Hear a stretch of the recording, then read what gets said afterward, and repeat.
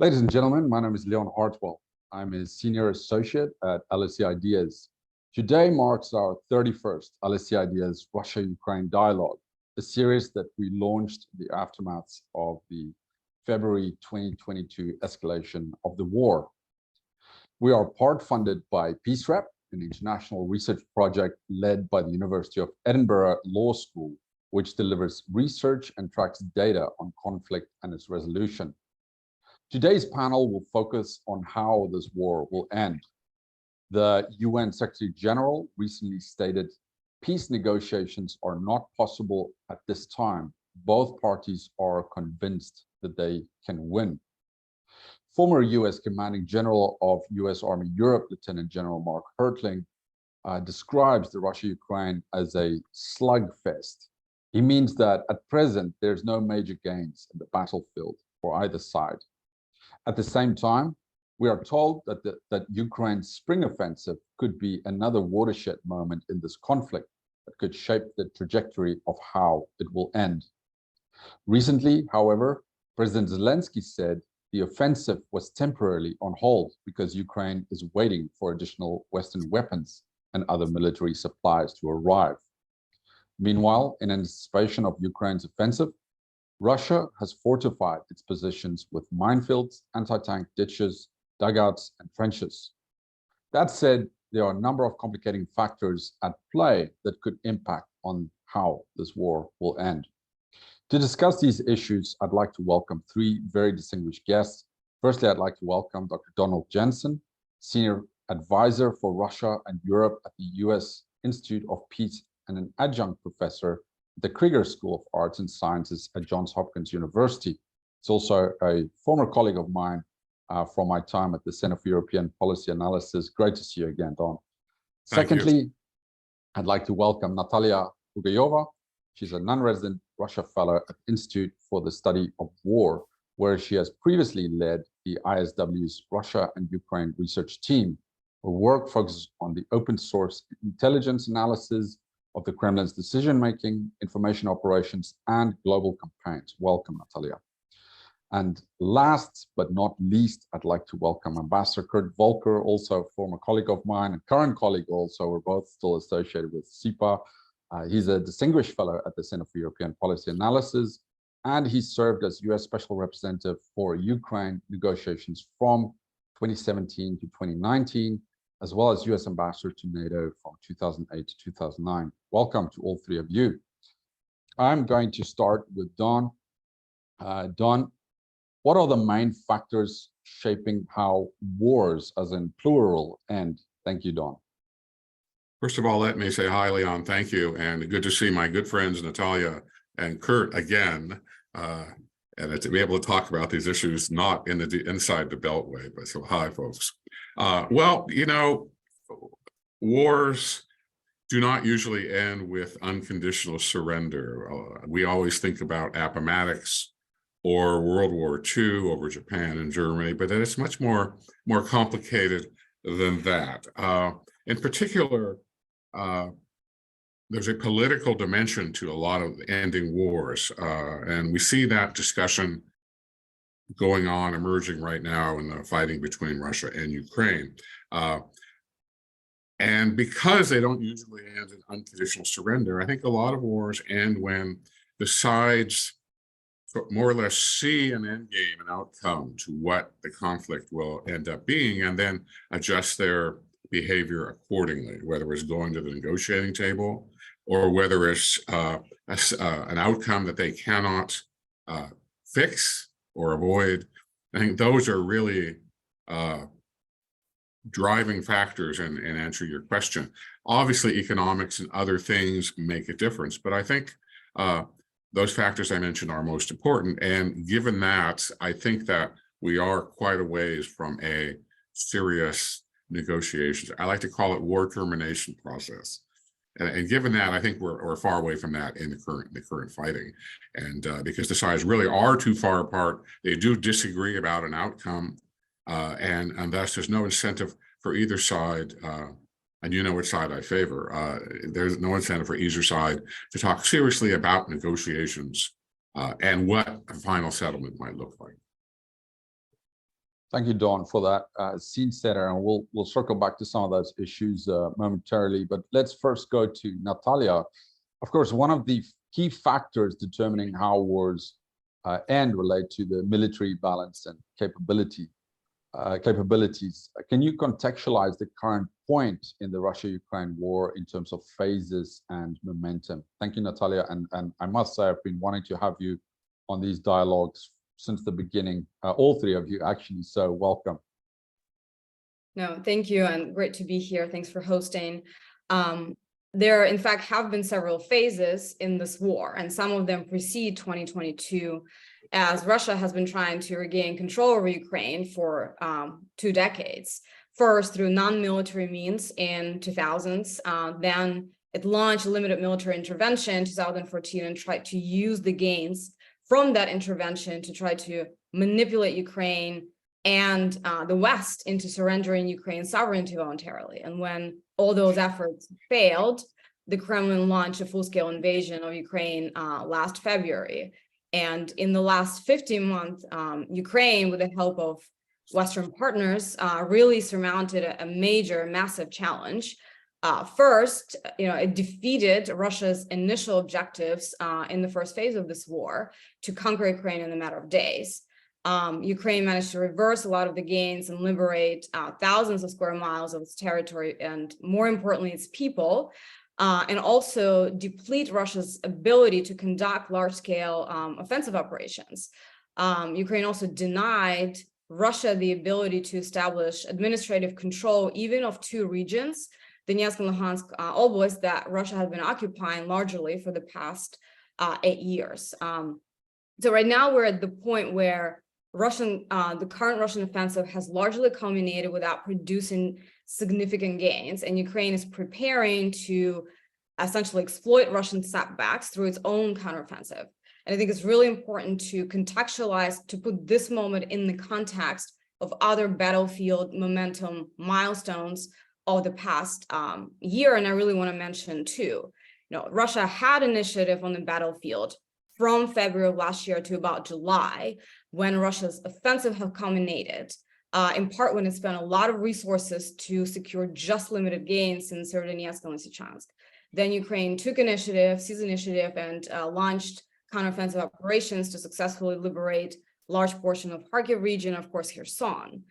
And then Ukraine could have gone on potentially to proceed with its counteroffensive operations, but its momentum slowed in no small part because Western aid was a step behind Ukraine battlefield needs. So now, as we are approaching another moment of opportunity for Ukraine to exploit Russian setbacks through its own counteroffensive, I think it's really important to learn the lesson from this winter and ensure that Ukraine is resourced not just for one, but for entire campaign of successive counteroffensive operations, and because it's not going to be able to liberate all the territory in one shot, and to deny Russia any breather on the battlefield, which it will only use with the purpose of reconstituting its forces.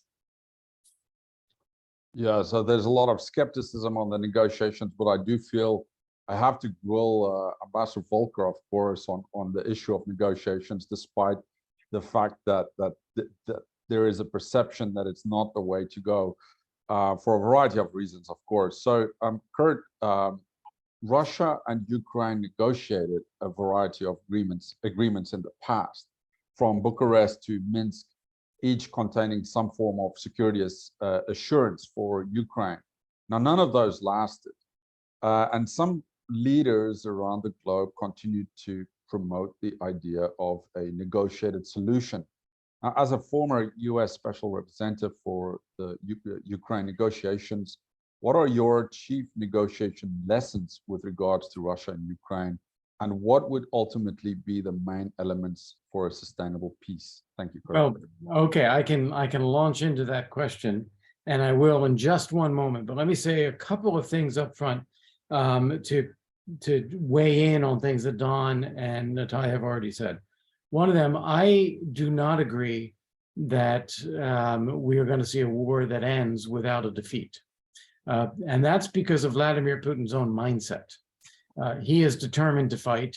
He has staked his legacy on recreating the Russian Empire, including Ukraine, and he will do everything he can, throw as many people at this as he can, throw as much resources as he can at this war until he is defeated or his forces are defeated or he's removed from power. So that's why there's no negotiation, is because Putin is on that mindset and that battlefield. The second thing is I disagree with Mark Hertling when he characterizes this as a slugfest. That, I think, is a mischaracterization of the war that we're seeing. We have instead what I would say is a dumb war and a smart war. The dumb war is the Russians that have more people and more depth. And so they just throw people and equipment and ammunition and artillery at the front line, and they just keep doing this. It doesn't have a military impact. The Ukrainians are waging a smart war. It is highly tech-driven. It is intelligent. They know who's who. They know where they are. They know what the targets are. They do not have the resources that the Russians have. The resources that they have are being given to them by the West. But even with a smaller force and smaller capabilities, they are more effective because they are actually waging a smart war. And now when we look at this counteroffensive coming up, I think we're going to see the impact of that in some significant ways that no one has really seen yet thus far in the conflict. Now, to your question, negotiations. I'll give you very quickly, this is copyrighted. I have my 5 rules of negotiations. 1, know what you want. That is usually where we fail because we don't actually have clear goals. And I think the key thing is to know what we want. What we should want is Ukrainian victory over Ukraine. Ukrainian victory over Russia. 2, know what the other side wants. Don't listen to what they say. Don't read the newspapers. Know from your own intelligence and your own assessment, what are they actually trying to do? And in this case, what Vladimir Putin is trying to do is erase Ukraine. There's no short end of this. There's no maybe. There's no in between. He's trying to erase Ukraine. So we know that's his goal. 3, rule number 3, negotiation. Shape the environment outside the negotiation. In other words, people are trying to achieve their objectives. They are faced with facts on the ground. You can only negotiate from what you can realistically do. So we should be helping the Ukrainians shape the facts on the ground that set the conditions for what Russia can actually achieve militarily or through negotiations. 4, don't assume an agreement is your goal. Everybody thinks you negotiate and then you reach some kind of agreement. Usually what happens is when you chase the agreement, you forget about rule number 1, which is what is it you're trying to achieve anyway? And we end up settling for something less that is not actually satisfying our needs. So in this case, we don't need an agreement with Russia. We need Russia to be out of Ukraine. And so how do we achieve that? And they're not going to agree to that willingly. So don't assume that we have to have an agreement to do that. Even at the end of the war, I am skeptical that there will be an agreement. Even if Putin is replaced as a Russian leader, even if Russian forces are defeated, I don't see a future Russian leader signing on the dotted line saying, okay, we were wrong, we're out of Ukraine, we're never coming back, we respect the borders. I don't see them doing that. And then rule number 5 is, remember, nothing is ever over. So even if everything goes swimmingly and Ukraine defeats Russia, Putin maybe is removed from power, Ukraine recovers its international borders, that's not the end. It will continue. And so we need to be prepared for the long haul to provide capacity to deter future conflict as well. So that's the nature of negotiation from my experience. And what I would say is that we are falling down on the job on number 3, which is to decisively shape the situation on the ground so that we can actually achieve an outcome through negotiations. And as a result, this war will drive on. Thanks, Kurt, for weighing in also on those previous questions, as well as for presenting your 5 steps or 5 lessons on negotiation. I've definitely heard those before. I'm so glad you brought them up again. I'm going to kind of tap into what based on what you said on these lessons on negotiation.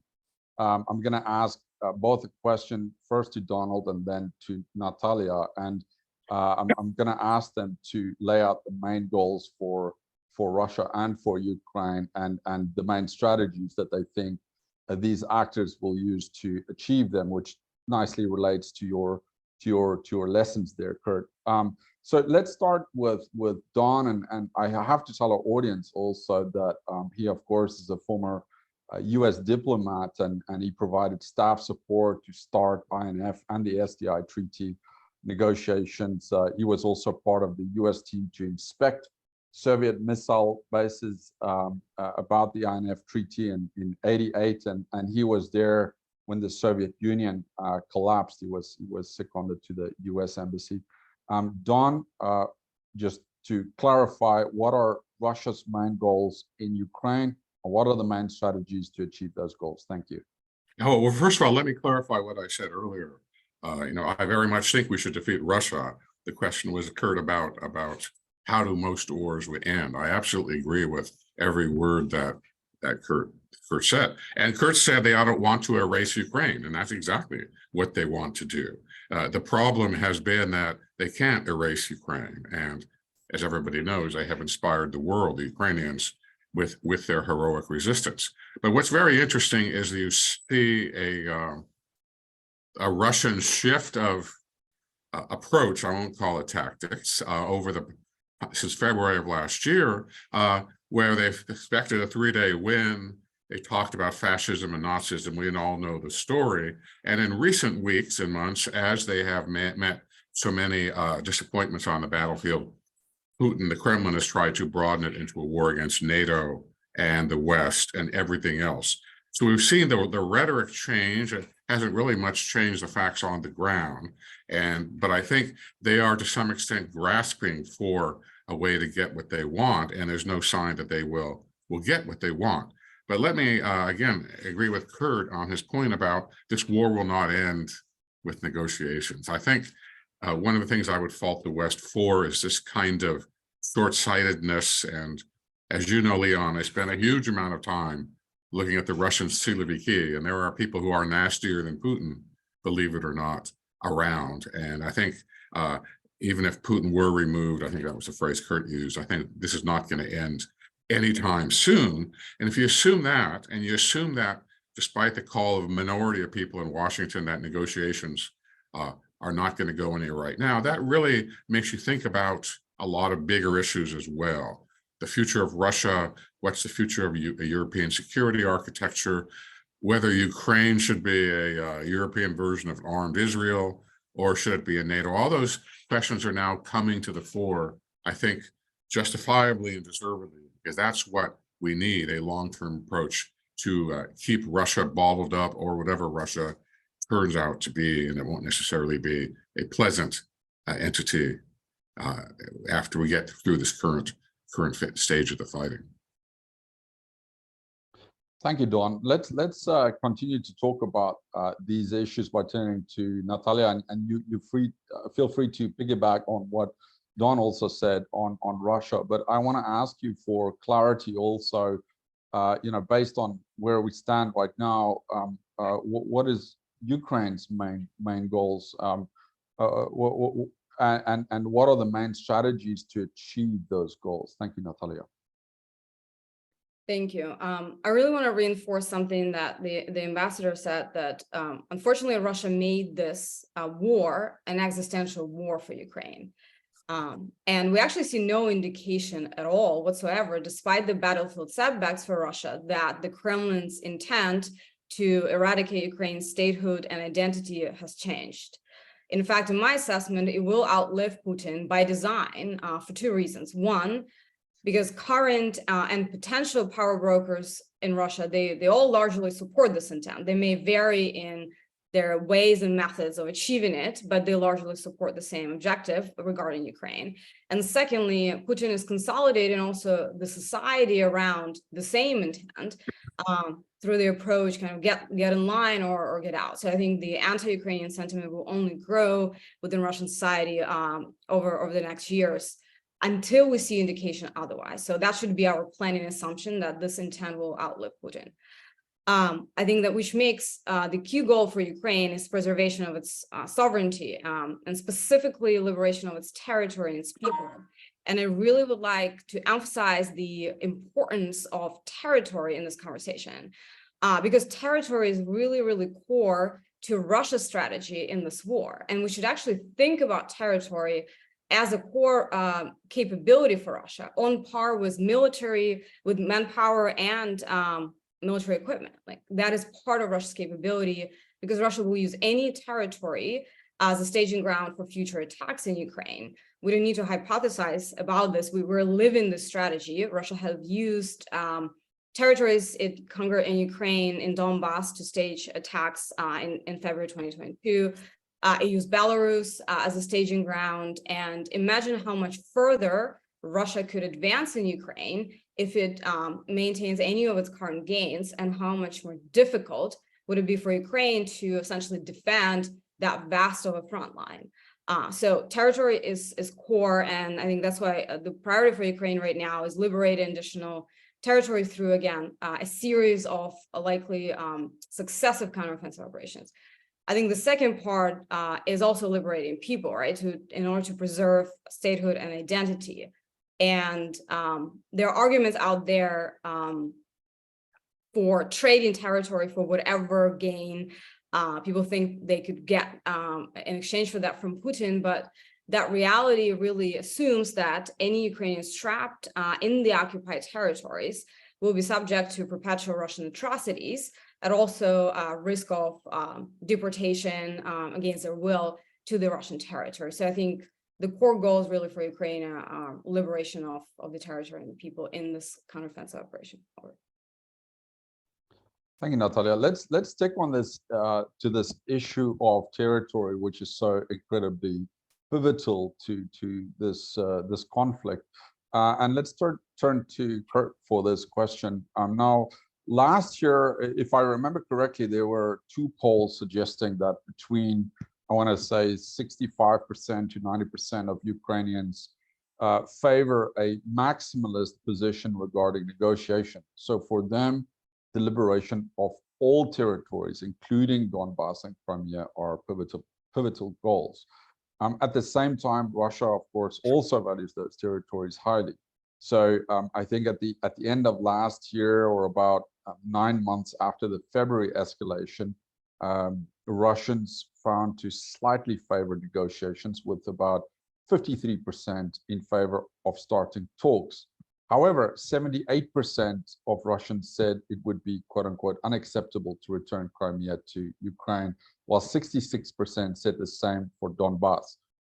Where do you stand on those territories, and how do you think those will feature in closing this conflict? Right. Well, thanks very much. First off, I kind of wince every time someone describes Ukraine getting its territory back as a maximalist position. I would describe that as a baseline position, and then maybe you can deviate from the baseline, but that's the baseline position. It's a country, it's their territory, it's internationally recognized by all the world, including the United States, including the European Union, including Russia until 2014. So this is not a radical idea. This is normal. And okay, do we need to deviate from normal? Okay, that's an issue to talk about. But let's not characterize that as a maximalist or radical position.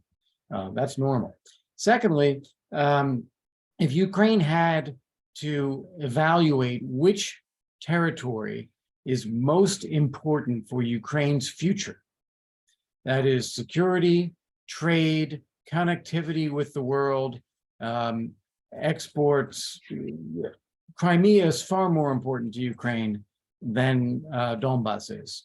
And so the Ukrainians will tell you that, they're not giving anything up, but the idea that Ukraine should accept that Crimea is gone and, negotiate over Donbass, that's backwards from a Ukrainian point of view, because Crimea is the most important thing. I would also remind people that Crimea was part of an independent Ukraine for 3 times as long as it has been allegedly annexed to Russia for the last 8 years. It was part of an independent Ukraine for over 20 years. So people are getting this backwards in terms of thinking about that. Now, ultimately, you're right, Leon, when you say that, well, Russians don't want this. Of course, Russians seized this. They used their military forces, they grabbed this territory, and now they want to keep it. That doesn't mean that they should. It's just the way they will present it. And that's why Russia has to be defeated in this. Now, in terms of how this plays out over the next year or so, I don't think that Ukraine will try to roll its ground forces into Crimea to control everything in Crimea. I think that would be a waste of resources, and I think it would be a bit foolhardy. I think instead what it will do is try to isolate Crimea. There are three main nodes of connection of Crimea with Russia. They are the land bridge that goes from Rostov to Crimea, the Kerch Strait bridge that Putin built recently in order to have road and rail services from Russian territory to Crimean territory.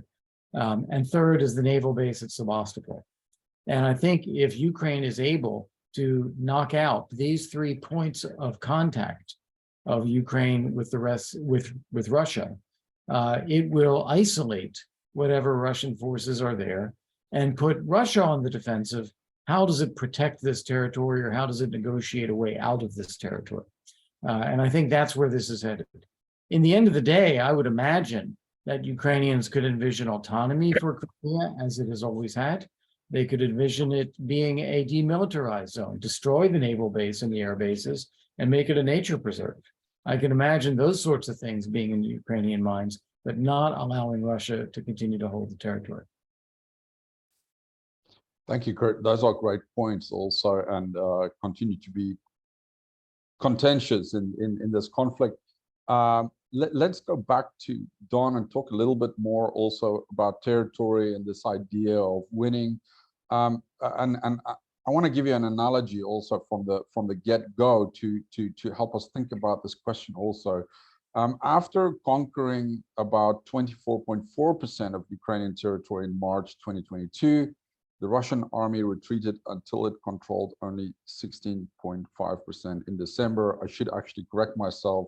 The Russian army was defeated in certain areas and then retreated to about 16.5% in December. But it gives us the idea that Ukraine is winning. But I read something interesting over the weekend, something that was said by Stephen Kotkin. And he said something along the lines of, imagine if you had a house with 10 rooms and it is under constant attack from your neighbors. Your neighbor, takes 3 out of those 10 rooms. You were able to get back one of those rooms, but your neighbor still continues to wage war from 2 of those rooms. Meanwhile, your neighbor's house is fully intact. He has 100 rooms, and he still uses those other 2 rooms on a daily basis to attack your property. So I think the point that he was making is that while it seems that Ukraine is winning, the costs are extremely high, and it's incredibly hard to maintain or even rebuild your house when you're under constant bombardment. And as we know, of course, the cost of reconstruction and recovery for Ukraine is already set at $411 billion.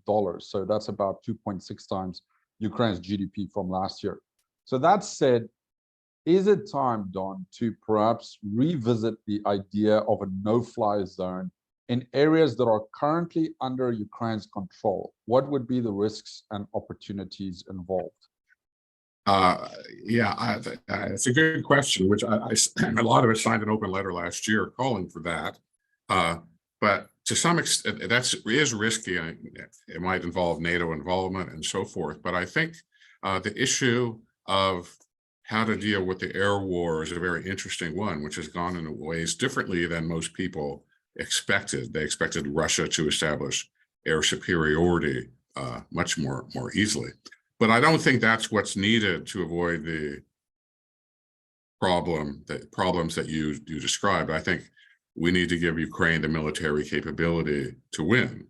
At the moment, that's not so much a no-fly zone, despite all the air attacks in recent days. I think it's more involving more tanks, more forward-leaning, forward-capable military equipment than we've given them so far. And I think the house analogy is interesting because the analogy is also, if your neighbor's house is standing there and you're destroyed, you want to smash the neighbor to some extent. So I think the debate about a no-fly zone, while interesting, I think is not as pressing as some of the other issues about how we can best equip NATO to win, Ukraine to win. And in that sense, and that's probably not for this question, for later on in the discussion, I would fault the West much more than I have on some other issues. So no-fly zone, perhaps, I think it's risky. We need to talk about other ways to help Ukraine win, and I would not put no-fly zone at the top of the list.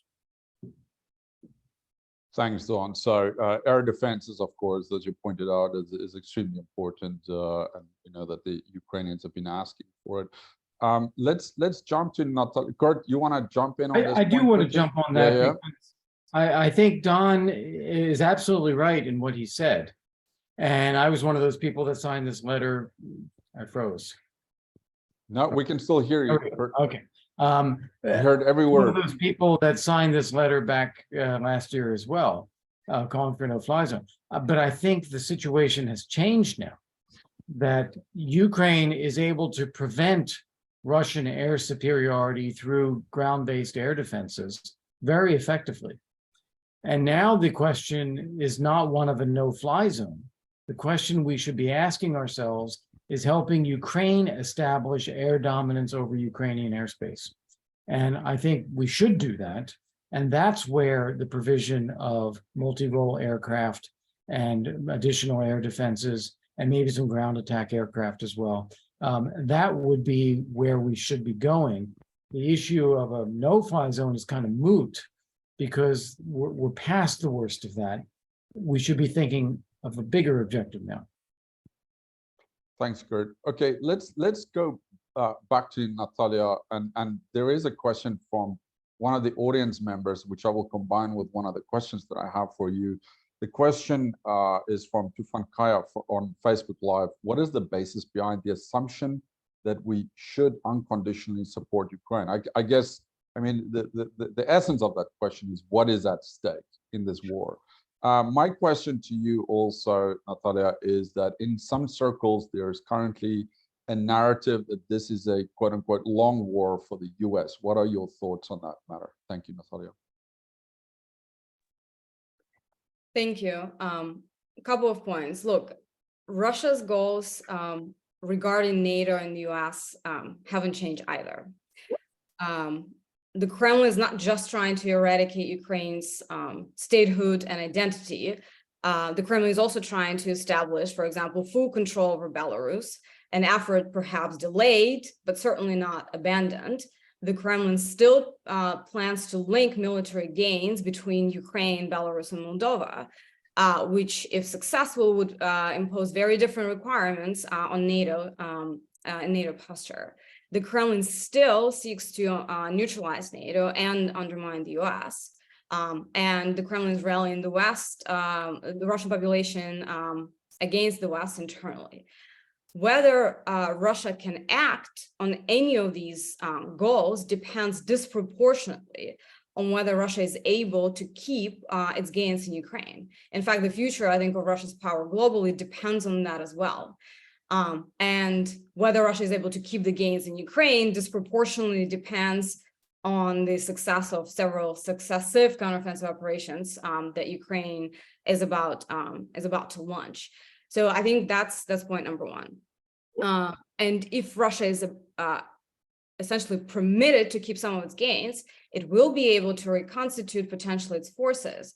And the Kremlin stated unambiguous intent to rebuild Russia's large-scale warfighting capability. And if it's given time and space and breather to do so, it will absolutely launch future attacks in Ukraine. And US will be posed with the same challenge, under the same escalation risks, but under much worse conditions in the future, because it will still be compelled to support its NATO partners and allies. So why would we do that? I think on the lone war point, again, I do think as we've written, this debate is misframed because it isn't a lone war for the US, because US is not fighting this war. US is supporting Ukraine in its effort to defend itself. I think the lone war debate also conceals the true problem for the US, which is essentially escalation risks. And in my assessment, the escalation risks actually grow if Russia is allowed to keep its gains in Ukraine and reconstitute its forces over time. So I think actually there are core US interests and NATO interests at stake here that go well beyond Ukraine. Thank you, Nataliya. I know Kurt might even add to some of what you've said there, and feel free to do so, Kurt. But I'm going to ask you a question. I'm going to turn to Kurt, the analyst, who spent many times with different agencies looking at a variety of issues. And I'm going to ask you a crystal ball type of question.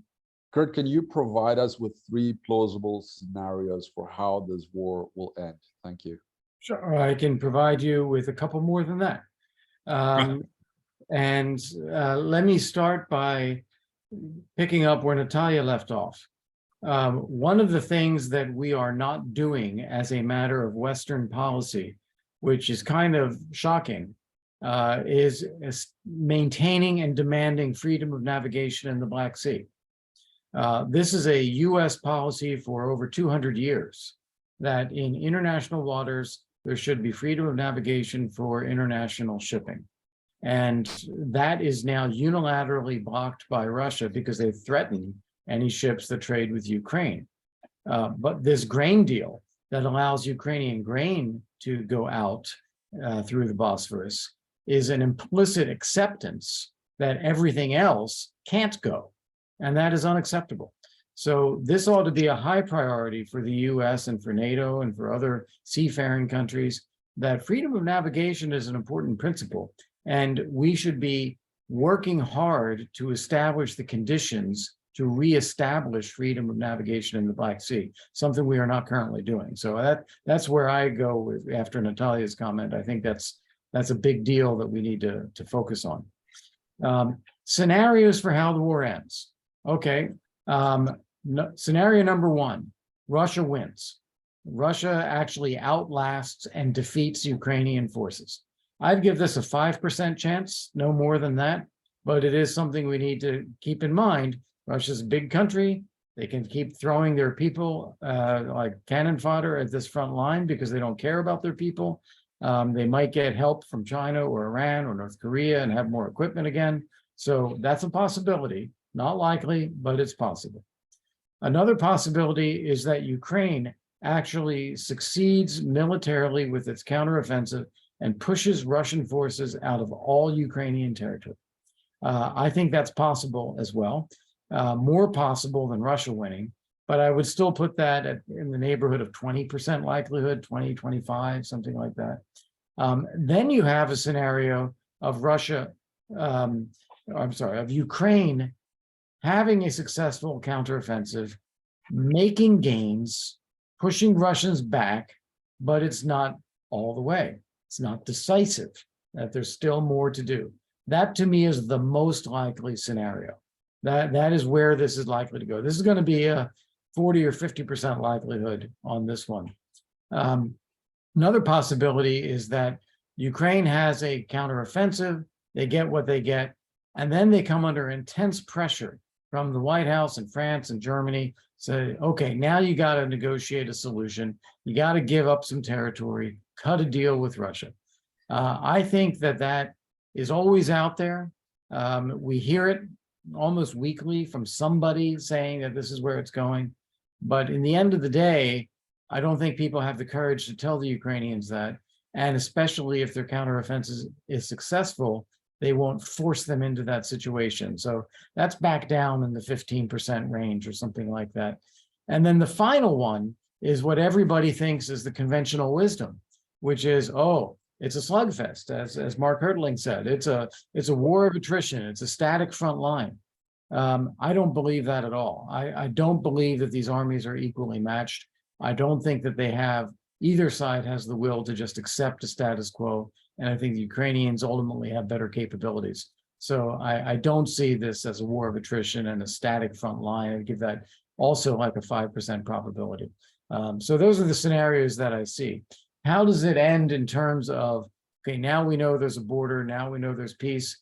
The most likely scenarios then are either Ukraine pushes the Russians out and gets a clear border again, or it makes significant gains. It is not pressured into negotiations, it needs to regroup, will continue fighting, but the Russians are exhausted, and it dies back down into a low burning conflict like it was from 2014 to 2022.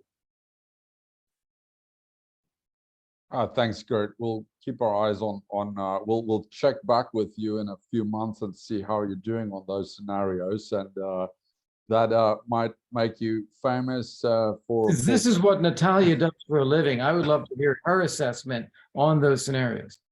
Of course. Nataliya, do you want to quickly weigh in before we go back to Don? Just two very, very quick comments.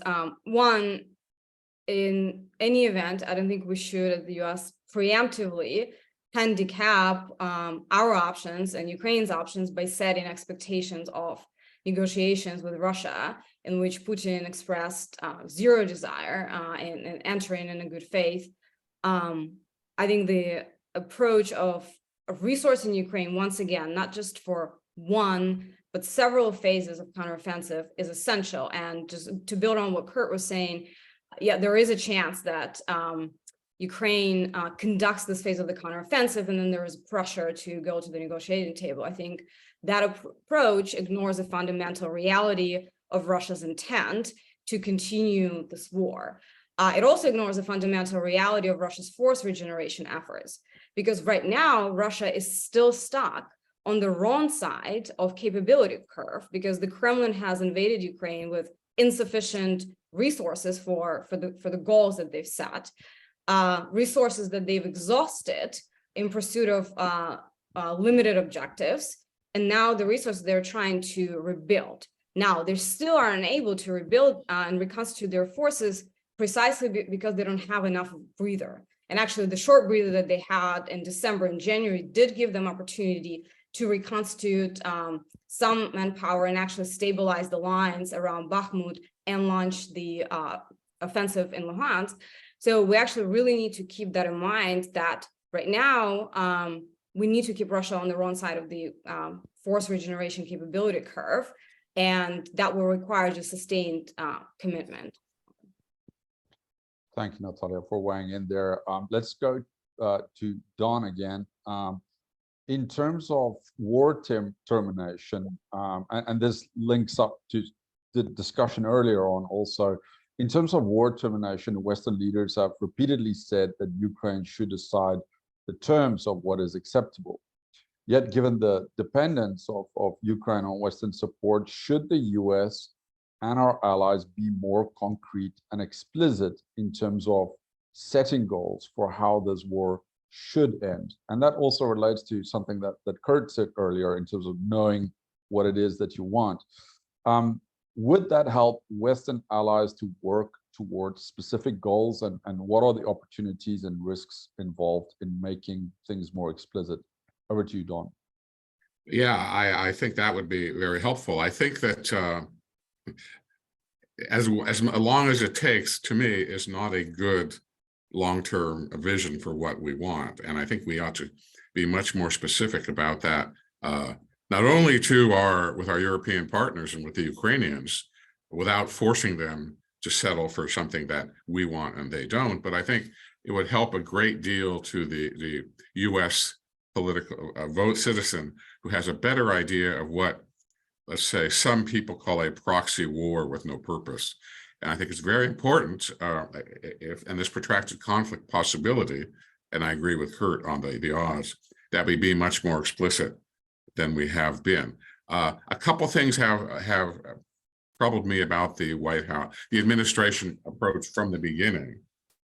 One is that we always are reactive, and we respond to a change in the war or a change in Russian operational activity, and then do something, give them more. And I'm not sure that I don't like that reactivity in terms of what we're going to do.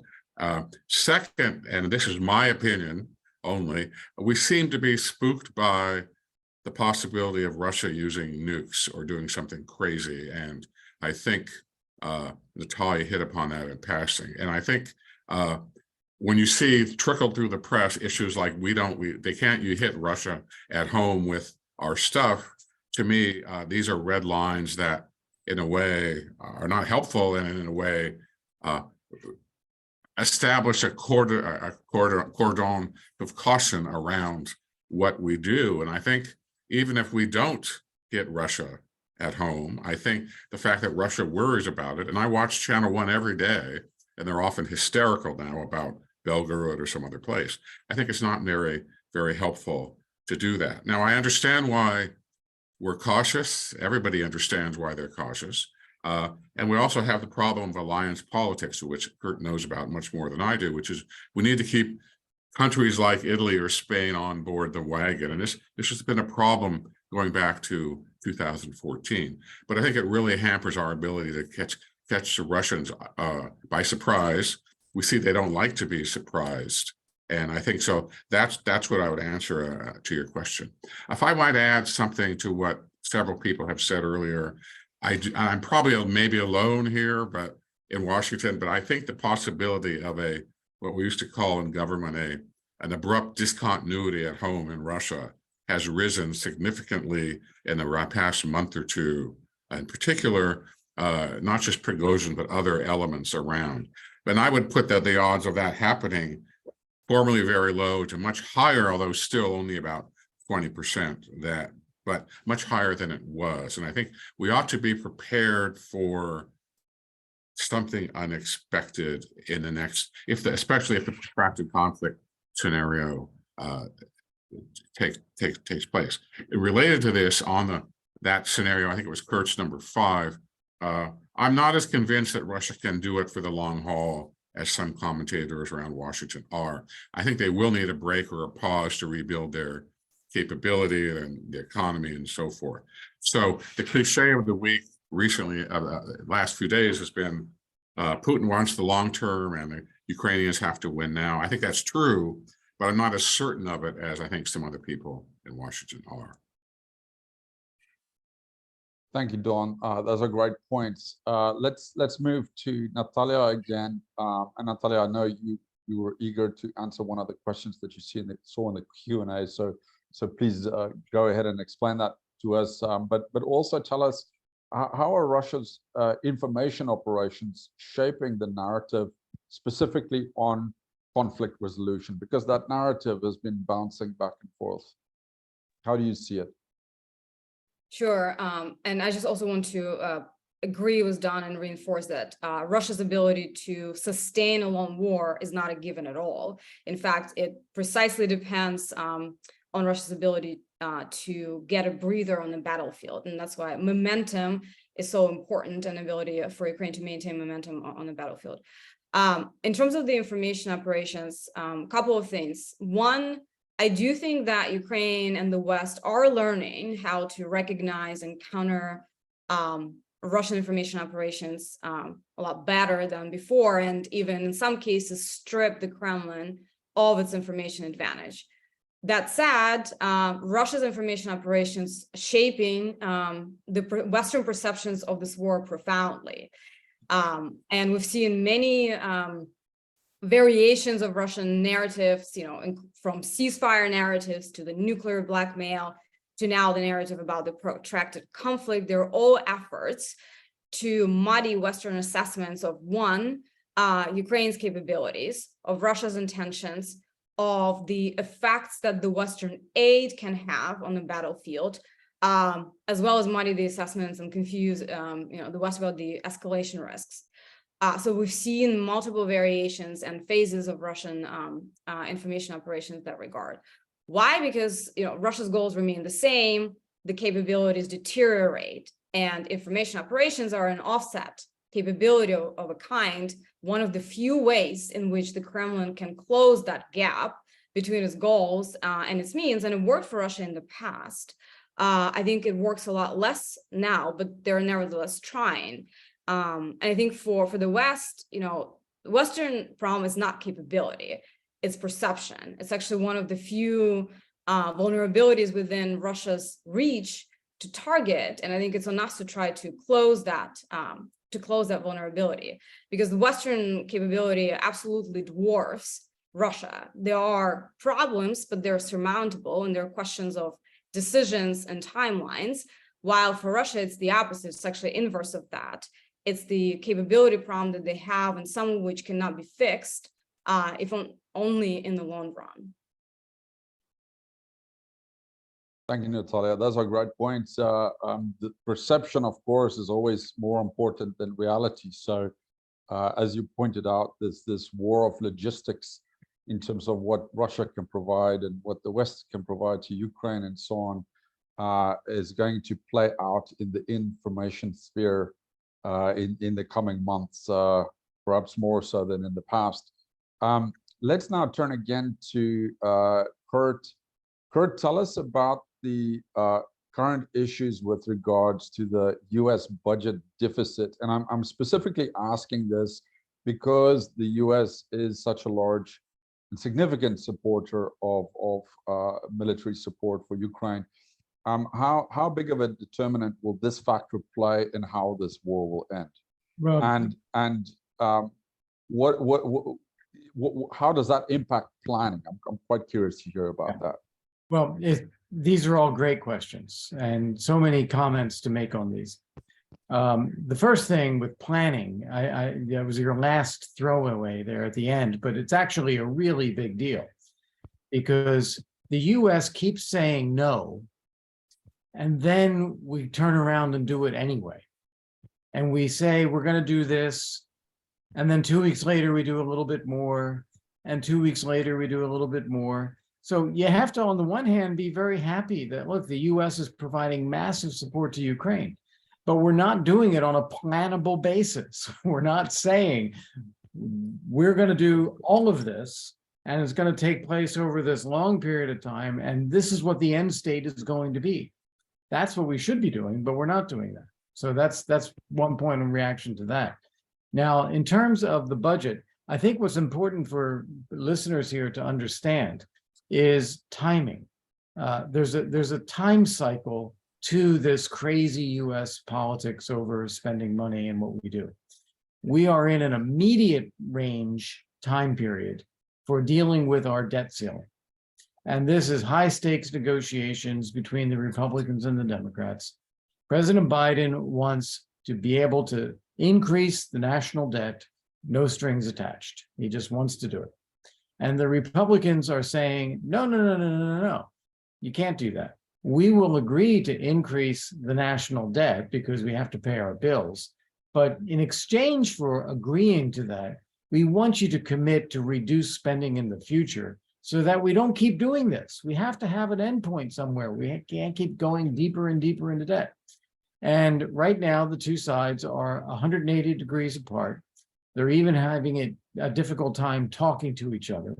And we've got in the neighborhood of 6 weeks, 7 weeks, maybe more, maybe less, to come to some kind of conclusion about the debt ceiling.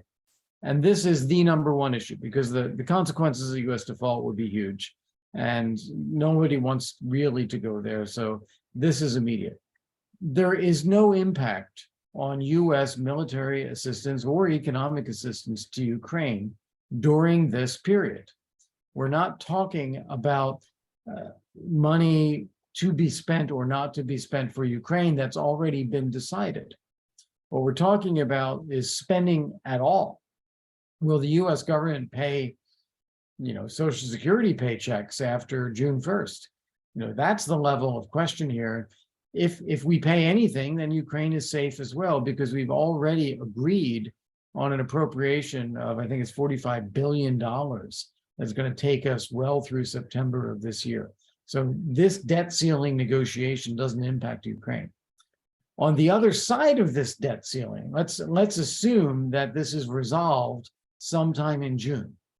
We might go for a week or two with high stakes negotiations still going on. It will get resolved eventually in one way or another.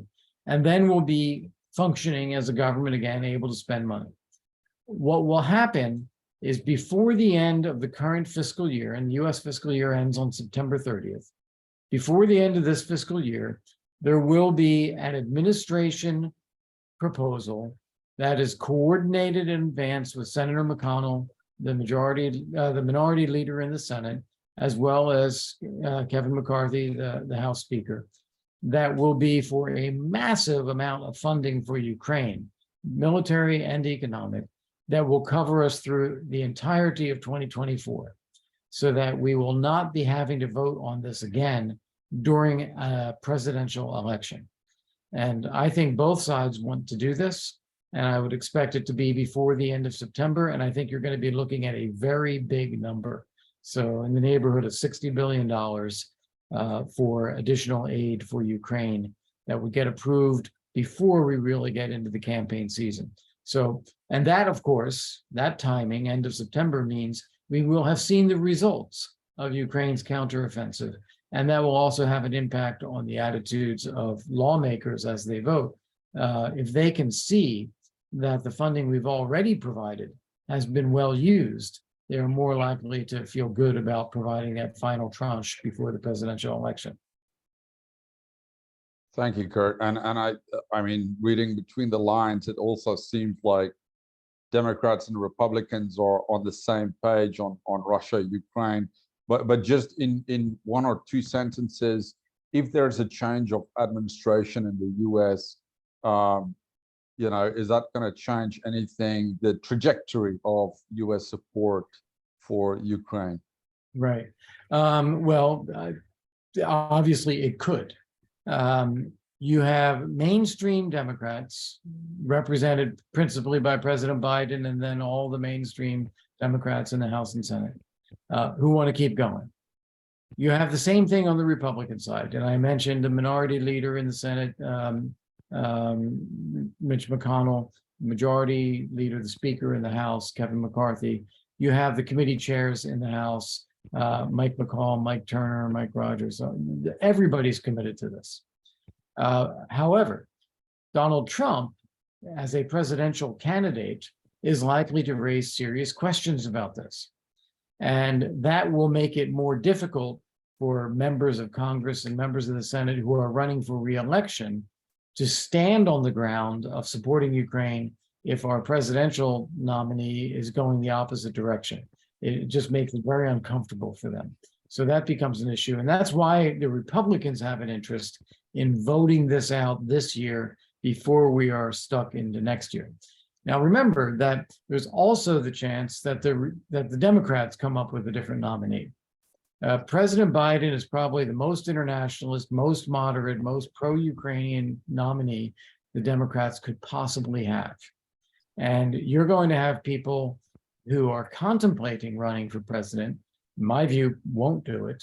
But anyone who would do it would be coming from a far left position, a progressive Democrat position, who would be just as skeptical of aid to Ukraine and fighting a war against Russia as some of these far-right Republicans are. So yes, it's possible on both ends, but I don't think it's likely. Thank you, Kurt. Let's quickly ask Nataliya a final question for you, Nataliya, because I know you have a hard stop, so you can answer it and drop out, of course. Nataliya, this is a question from one of our audience members, Sergio Moreno, is asking, is there a possibility that Ukraine might decide to abandon its intention to join NATO in order to put pressure on Russia to retract its position?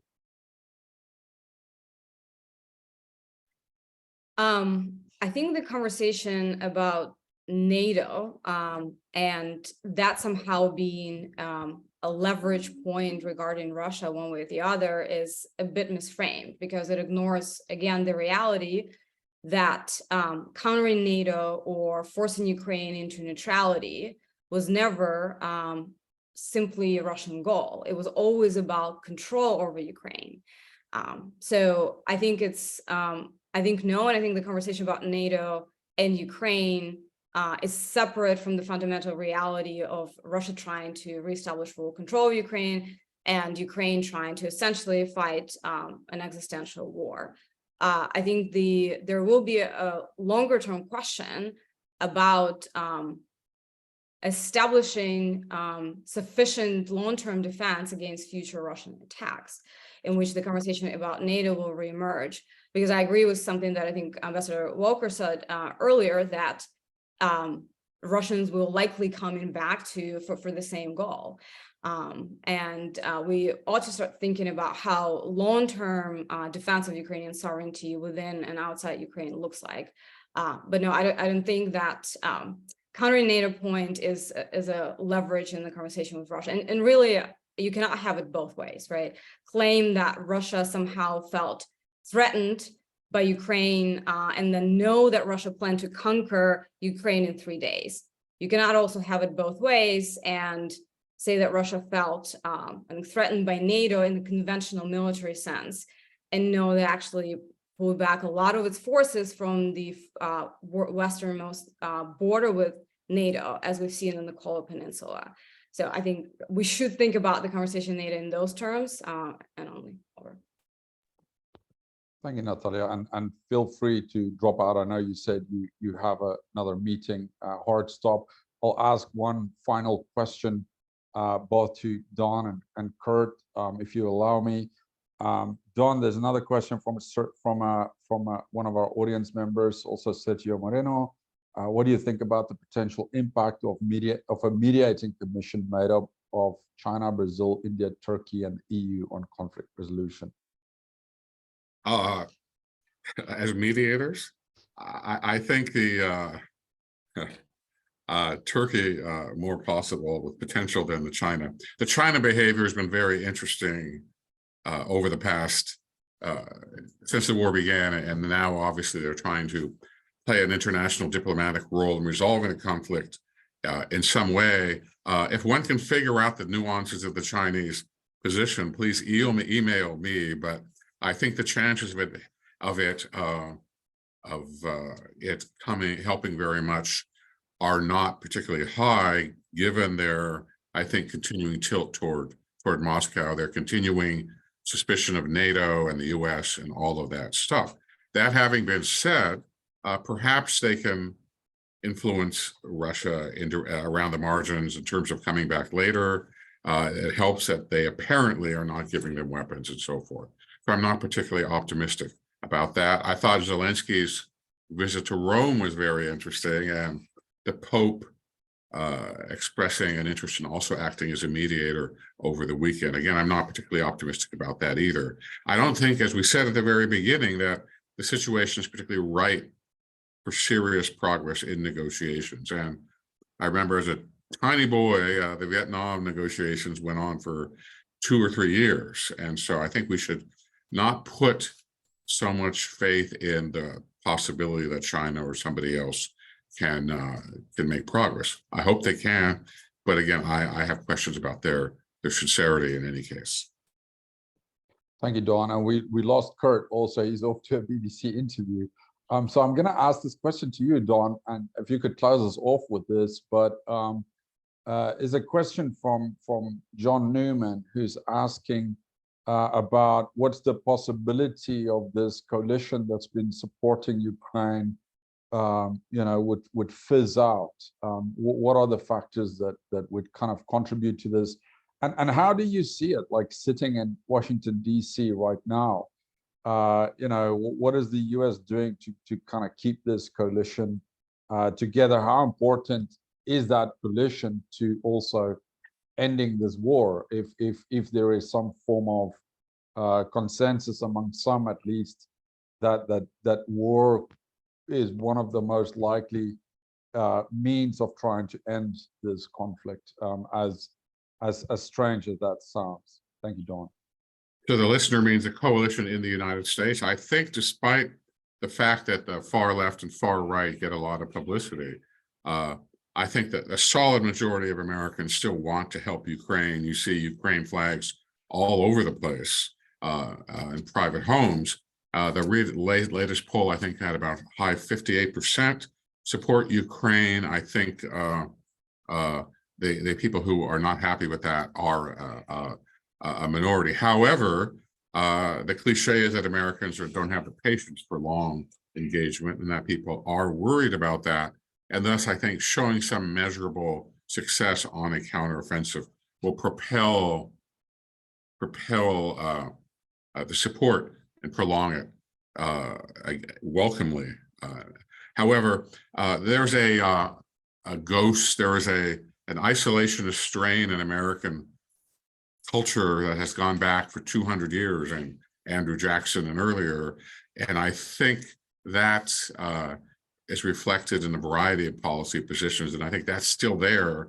But for the moment, the Americans, I think, remain very moved by the success of the Ukrainians,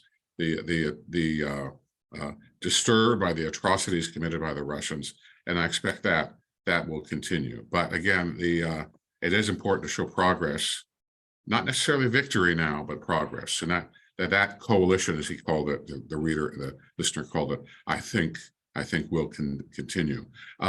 There's just so many broader issues here about European security architecture, the future of NATO, all of that stuff, and rebuilding Ukraine, and prosecuting the Kremlin leadership for its war crimes and kidnapping of children. All of that stuff has to be done. That's unfinished work that's going to take years. And I think Americans have to understand that that will take years, even if the fighting stops, just as Americans have to understand that Ukraine is essentially fighting for Europe and us, and have done a magnificent job so far doing it.